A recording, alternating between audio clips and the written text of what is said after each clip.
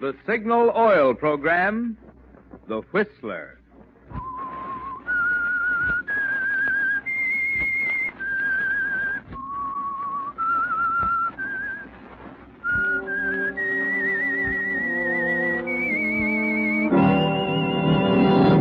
I am the Whistler, and I know many things, for I walk by night.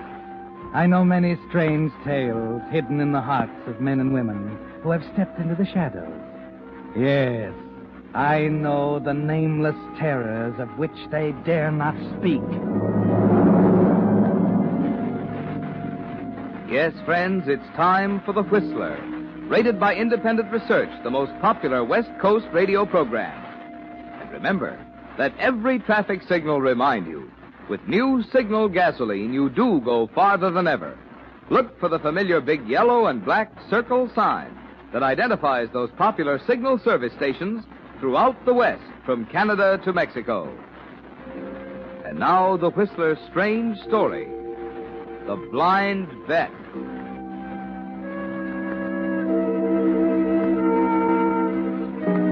Tom Breton stood quietly in the darkness, in a corner near one of the cabañas, hidden from the open courtyard by a screen of shrubbery and palm trees.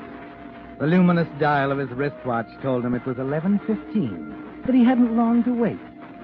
He looked with satisfaction on the courtyard and fountain, down the long line of cabañas past the huge, brilliant Casino del Rey, rising like a fairy castle in the desert. The finest, the costliest, the most luxurious gambling resort in the country. And all of it, the music, the glitter, the throngs of well-heeled socialites, a tribute to him. A monument to the patient, calculating gambler's mind that brought this all to pass on a barren alkali flat. Suddenly he stiffened. Two men were coming down the steps of the casino, one of them very drunk, the other helping him. Tom held his breath as they moved nearer. Hey, old boy, don't get me wrong. You're the best little bartender in the land. It's just that I object to these high-handed... I'm sorry, Mr. Warren. I'm just following Mr. Braden's orders. He said to put you to bed, and that's where you're going. But I don't want to go to bed. Don't you see? I want to go back to the casino. Yeah, I know, sir, but Mr. Braden... Never mind, Mr. Braden. Did it ever occur to you, old man, that Mr. Braden owns exactly one half of this place? That I own the other half? Listen, don't you see, Mr. Warren? He's afraid that in your condition you'll make a bad impression on the guests. He's afraid I'll make a bad impression. Sure. Now, that's funny. That's very, very funny. Tom Braden, card shark. Afraid I'll make a bad impression on the guests. Yes, sir. Here, let me open the door for you. Now, this one. Yeah, sure. Now, maybe you don't know that I picked the Tom Braden up in a rigged house, a clip joint where he was dealing blackjack. He was not. Sure. I took him to the right people. I made his connections for him. Yes, I know. Come now, on. let me finish. I found the money for him, too. $500,000 cash on the barrelhead. Hazel Symington didn't know him from Adam. I took him to her. I spoke the good word, and bingo. She comes through with $500,000, just like that. Yeah, sure, I know. You know what? What? Now he wants it all. What do you think of that? I think you better go to bed. Now, come on, Mr. Warren, please. You don't believe me, do you? Oh, yes, You don't believe he wants it all now? Oh, well, don't matter. He's not going to get it anyway. Not with that $500,000 note coming up next week. Listen, will you please get inside and get to bed? Now, come on, will you? Eddie, I'll go to bed. All right, come on.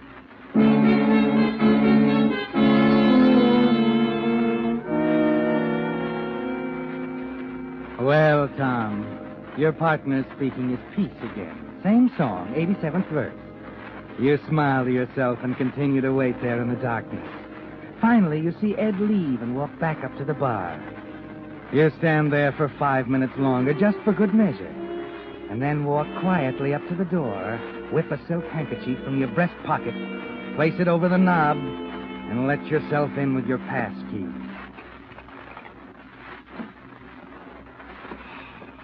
You flick your cigarette lighter. Just as you thought. John Warren is dead to the world, lying on the bed fully clothed.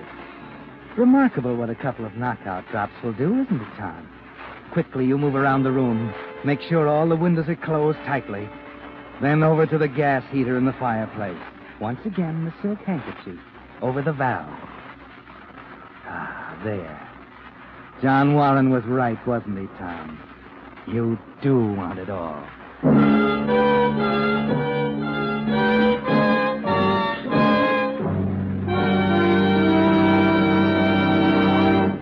With the prologue of The Blind Bet, the Signal Oil Company brings you another strange tale by The Whistler.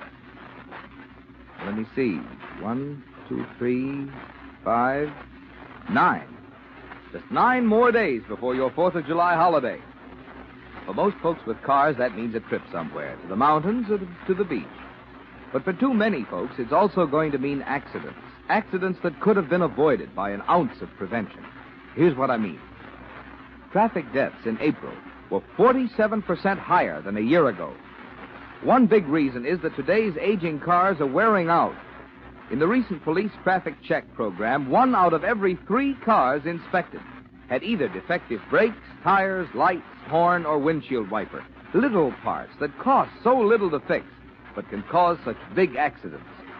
So play safe. Stop by your Signal dealers to have your car checked over. Caring for your car is his business, and you'll find your Signal dealer is prepared to serve you in many ways. He can repair that tire with the weak spot, or retread the one that's worn smooth. He'll replace that worn-out fan belt, radiator hose, or windshield wiper, or put a new bulb in that burned-out stoplight. But take a tip. See your Signal dealer this week before the last-minute rush. Then, when the 4th of July arrives, you'll know your car is ready for a safe and happy holiday. And now, back to the Whistler.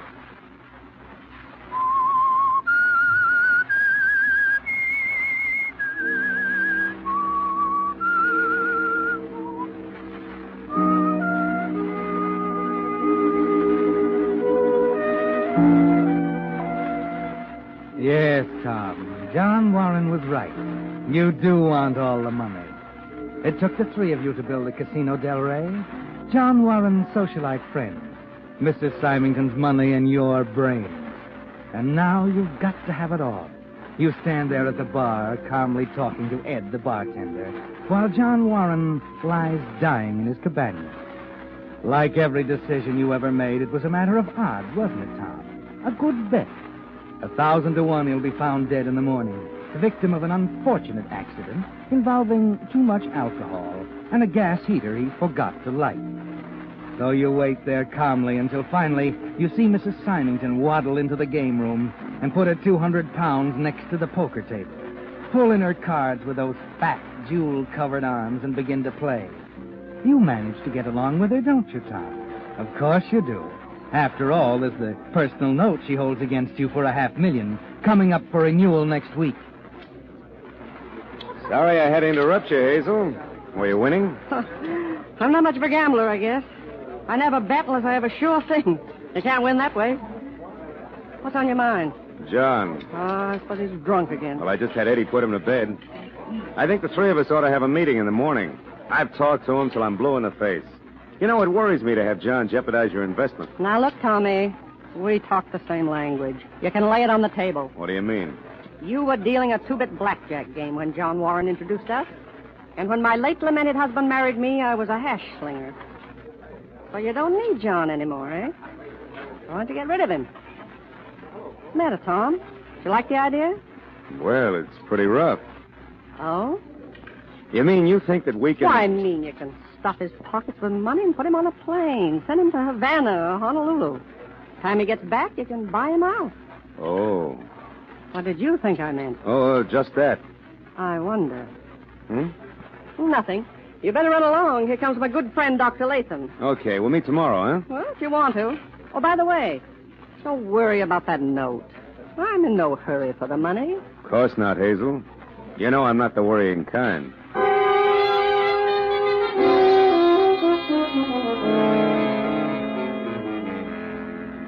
So Hazel goes back to the game with Dr. Latham.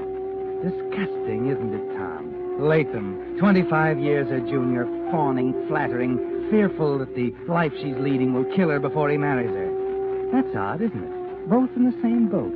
You're afraid something will happen to her, too, before you get your hands on that note. You walk up to your apartment over the casino, sit there in the silence at your desk, idly shuffling a pack of cards, thinking. It was a good bet, and you're improving your hand all the time.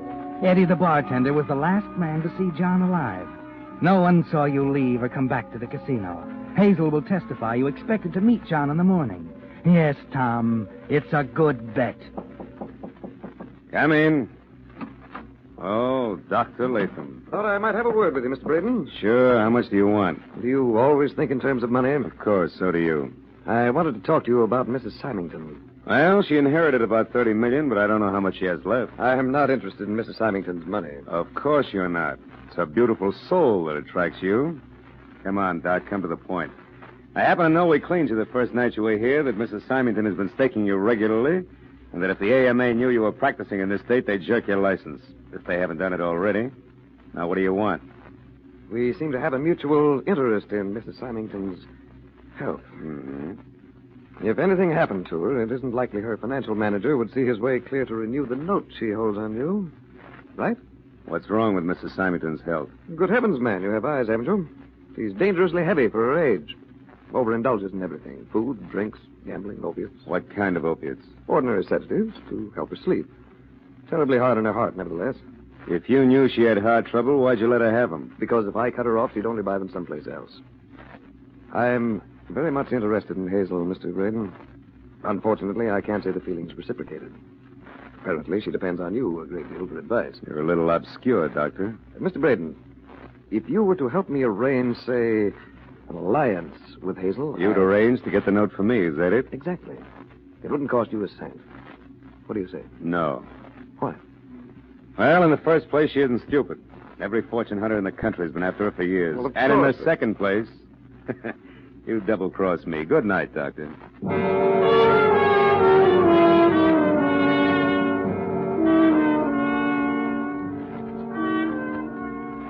So the doctor has the idea, too, hasn't he, Tom? Something about Hazel's health.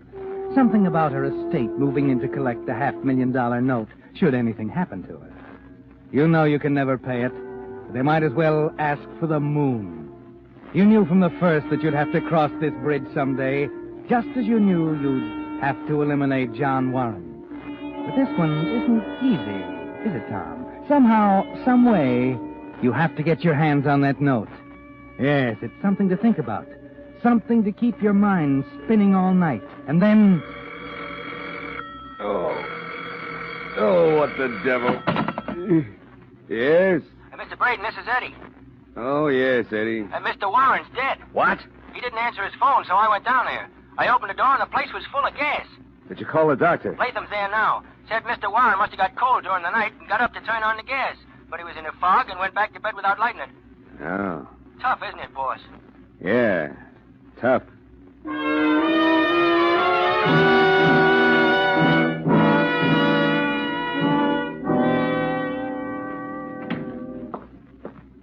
The verdict, Tom. It's all over, Hazel.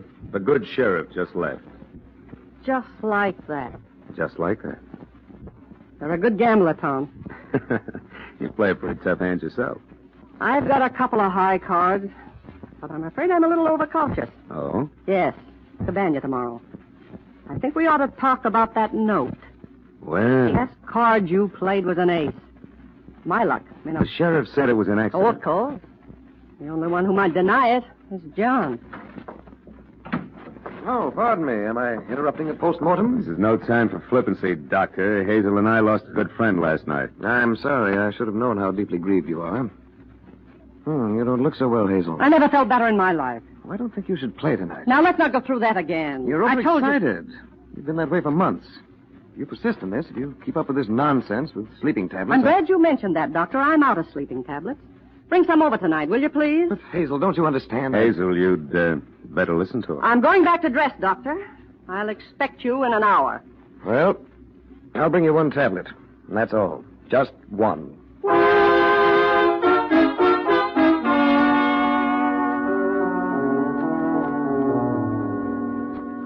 Well, Tom, the picture has changed. You wonder what's on her mind, why she wants to talk about the note. One thing is certain. She must have it there with her, and it would be just like her to toss it carelessly in a dresser drawer. And there's only one way you'll ever be safe, Tom. You've got to get your hands on that note and destroy it. You're smart enough to realize that this is a good bet, too. That it'll be a long time before you're dealt another hand like this one.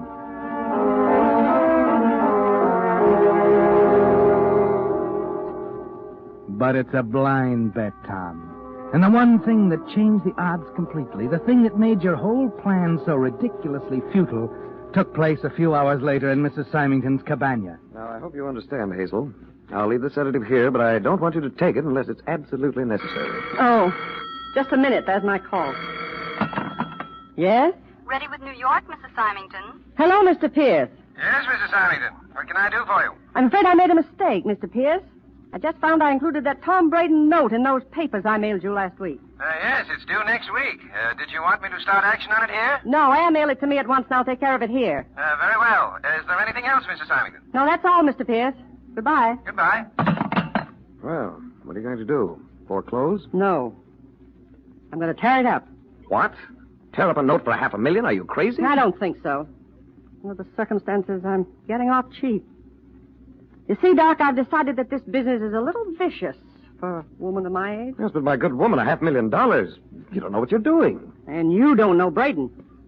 It's quite a decision. Indeed it is.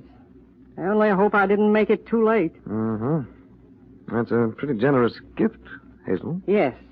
And I want him to know he's getting it. That's very important. I want him to know tonight.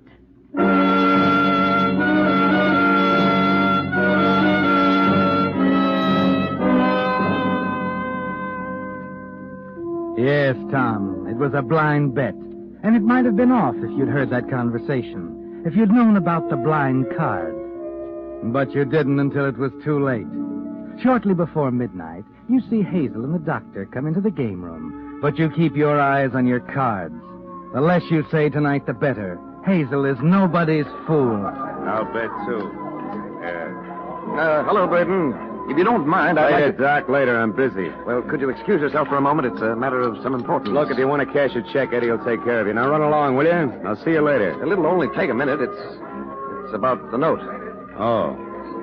Well, I can't leave my guess. You understand that? All right, Breton. Later.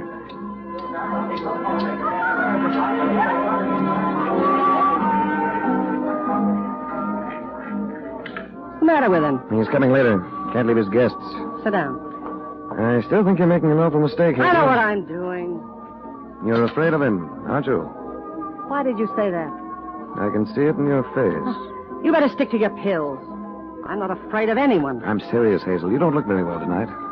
I think you'd better go to bed early. Oh, well. Can I depend on you to tell Tom about the note? Of course. I'll walk over to your cabaña. Oh, nonsense. I'll go alone. Yeah, you're acting sensible for once. Remember your promise about the sleeping tablet, I won't take it unless I need it. Here, let me help you with your wrap. Don't you worry about Breton. I'll talk to him sometime tonight.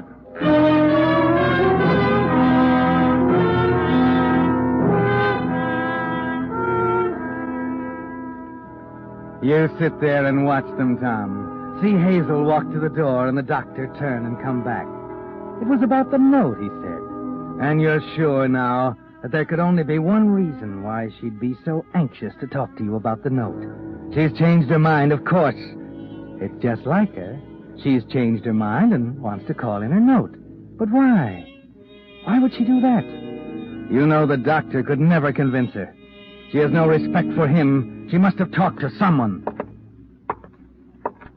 Del Rey, just a moment. I'll connect you. Yes, sir, I'm ringing. Just a moment, please. Hello, Ellie. One moment. Oh, hello, Mr. Braden. Busy night, huh? Not so bad. Lots of long-distance calls? A few. You wouldn't happen to remember who they were for, would you? Well, let's see. There was one from Chicago for Mr. Piper down in 14. And one from New York for Mrs. Symington. I and, see. Let me think. There was another, too. Oh, that's all right. I'm just curious. Thanks, Ellie.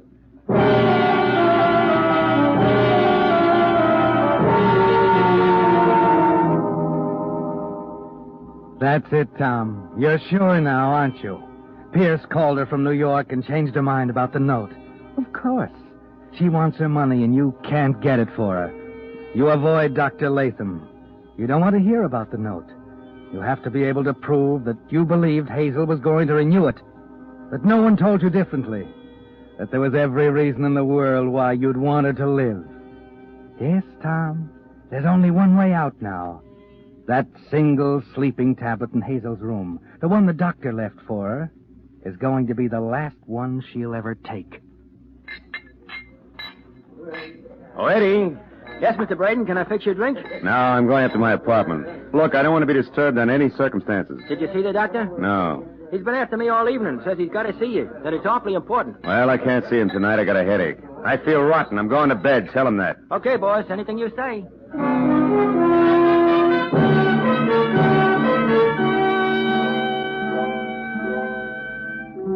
It's 3 a.m. when you use the pass key again.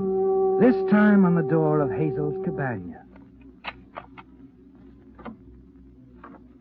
You stop for a moment and listen. She must have taken the tablet because she's sound asleep. It's a good sleep, isn't it, Tom? Worth $500,000 to you. You walk quietly to the bed and pick up the extra pillow, stand over her for a second, and then...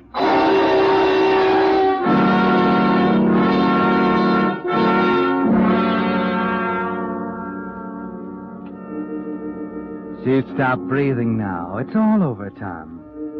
You haven't too much time to find the note. Carefully now. No one must know the place has been ransacked. The silk handkerchief again. First, the dresser. Not here. A nightstand, maybe. Luggage. It's in a luggage. The desk. Why didn't I think of that? Sure. Wait a minute. I gotta get hold of myself. I gotta think. The cabinet, maybe. No, she's hidden it. Yeah, behind a picture. Under the rugs. In the sofa, the medicine chest in the bathroom. It's gotta be somewhere. I know it's here. I know it. No, it isn't here. Nowhere else to look. I gotta get out of here. Gotta get out of here.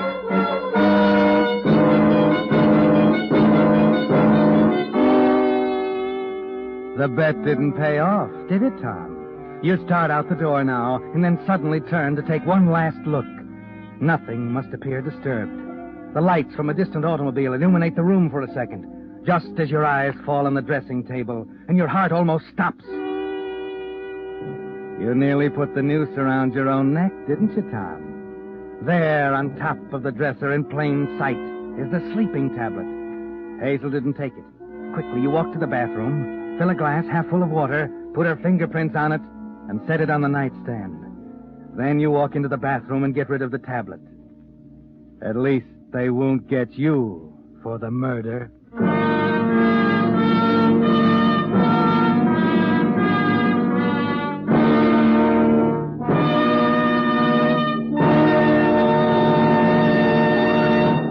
The Whistler will return in just a moment with the strange ending of tonight's story. Meantime, a question. What would you think of a driver who deliberately did something that would clog up his motor with 6 times as much carbon and wear out his cylinders 50% faster than necessary? Well, friends, that's just what every driver is doing who's still using straight oil in his motor. Now, here's what I mean.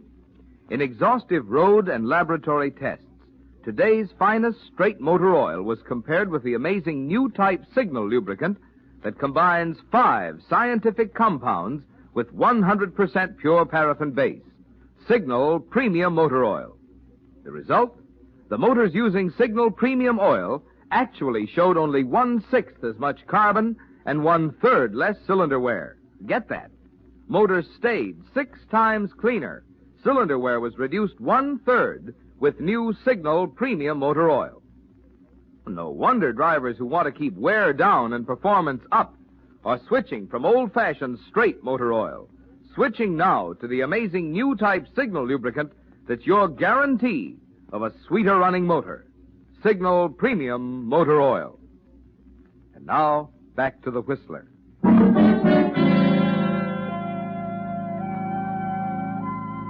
The next day, the Casa del Rey is in an uproar. But you're ready for it, aren't you, Tom? The sheriff is suspicious, of course. 2 deaths in as many days add up to more than a coincidence to him. He asks careful questions, and you give him careful answers. You tell him what you heard Dr. Latham tell Mrs. Symington about the sleeping tablets, how she laughed at his warning that they were extremely dangerous, possibly even fatal. The sheriff is quite interested in that, isn't he? A few minutes after he leaves to question the doctor, your telephone rings.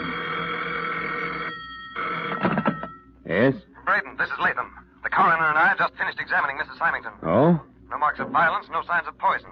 She died of a heart attack. You told him about the sleeping tablets? Of course. No reason to conceal it. You'll substantiate my story that I gave them to her under protest, of course. What are you worried about? I won't mention the note if you won't say anything about my owing her money. I wasn't worried about the note. I'm sure she would have renewed it today. That's just it. She was going to tear it up. What? What are you talking about? She called her lawyer in New York. Yeah, I'll have to call you back. Someone at the door. Tear it up. Tear it up. She was going to tear it up $500,000. Mr. Breton. Huh? Oh. Well, what do you want? I'm from the DA's office. Yeah? You're under arrest, Mr. Breton. Suspicion of murder. What are you talking about? She died of a heart attack. The murder of John Warren. You're crazy. That was an accident. Maybe. But we received a letter from Mrs. Symington this morning. She mailed it last night. Letter? It seems she was afraid for her life. Looks like she wasn't far wrong. What do you mean? It was marked to be opened only in case of my death. It was an affidavit, Mr. Breton. She swears she saw you turn on the gas in John Warren's cabaña.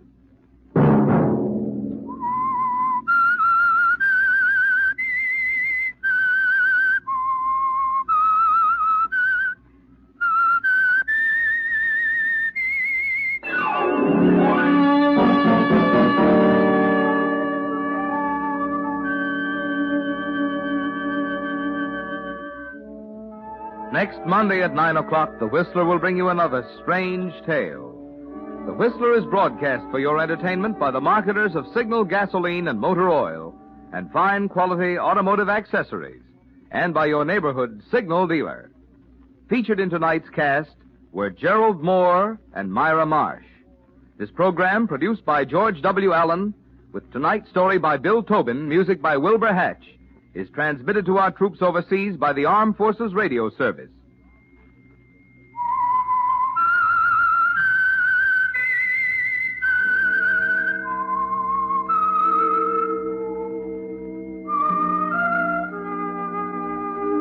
That whistle is your signal for the Signal Oil program, The Whistler.